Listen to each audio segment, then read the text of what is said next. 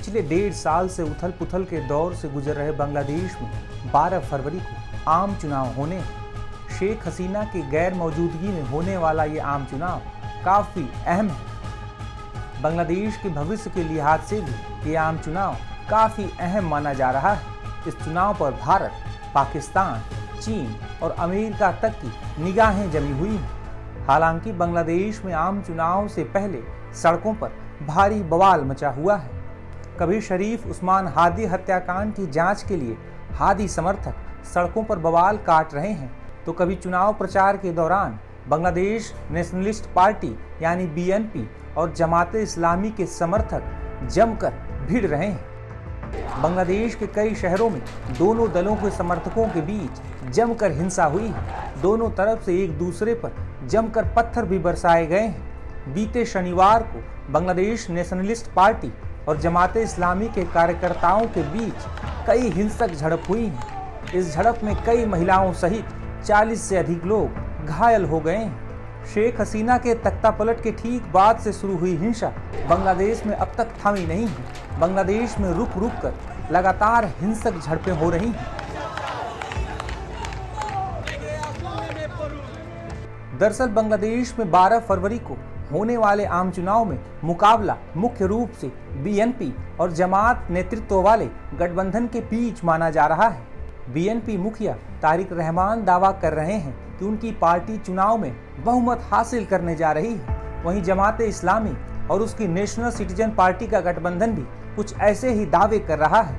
शेख हसीना के तख्तापलट के बाद से उनकी पार्टी अवामी लीग को चुनाव में हिस्सा लेने से बैन कर दिया गया है। इसी वजह से ये सवाल उठ रहे हैं कि अवामी लीग पार्टी के समर्थक और बांग्लादेश का हिंदू समुदाय किस तरफ वोट करने वाला है।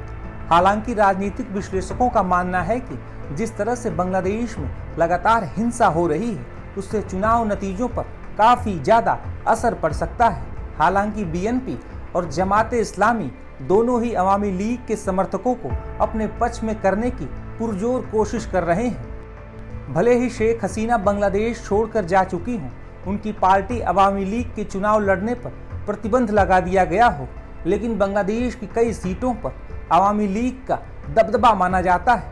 हिंदू समुदाय के अधिकांश मतदाता शेख हसीना की पार्टी को वोट देते रहे हैं। हालांकि अब हालात बदल चुके हैं। बांग्लादेश में केवल सियासी हालात ही नहीं बदले हैं, बल्कि अब तो बांग्लादेश के आर्थिक हालात भी तेजी से बदलने लगे हैं। जो बांग्लादेश शेख हसीना के दौर में तरक्की की नई इबारत लिख रहा था, अब उसके विकास की रफ्तार धीमी पड़ने लगी है। दरअसल बांग्लादेश की जीडीपी में गारमेंट इंडस्ट्री की बड़ी भूमिका मानी जाती रही है।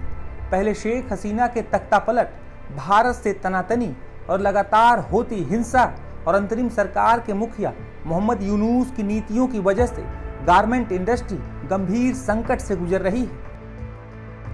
बांग्लादेश में बनकर तैयार होने वाले अधिकांश कपड़े अमेरिका और यूरोप के बाजारों में बिकते रहे हैं। हालांकि पिछले 1.5 साल से बांग्लादेश के निर्यात में तेजी से गिरावट हो रही है। इस लिहाज से भी बांग्लादेश में 12 फरवरी को होने वाला आम चुनाव काफी महत्वपूर्ण है। चुनाव नतीजों से ये पूरी तरह साफ हो जाएगा कि बांग्लादेश अब किस राह पर आगे बढ़ने वाला है। जीरो हमने इन्वेंट किया, हमने बताया दुनिया को, जहां योग है वहां रोग नहीं।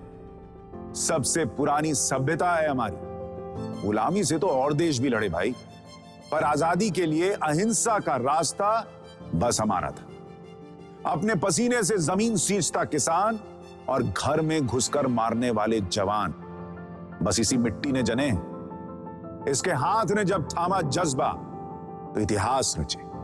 कदम बढ़ाए तो चांद का वो हिस्सा चूमा भाई, जहां कोई कभी नहीं पहुंचा। आज पूरी दुनिया में शान से लहरा रहा है तिरंगा, और इसके पीछे है गर्व से भरी अनगिनत कहानियां जो लिखी जा चुकी हैं और लिखी जा रही हैं, जिन्हें मैं सुनाऊंगा राष्ट्रगर्व रोज शाम 6:25 पर।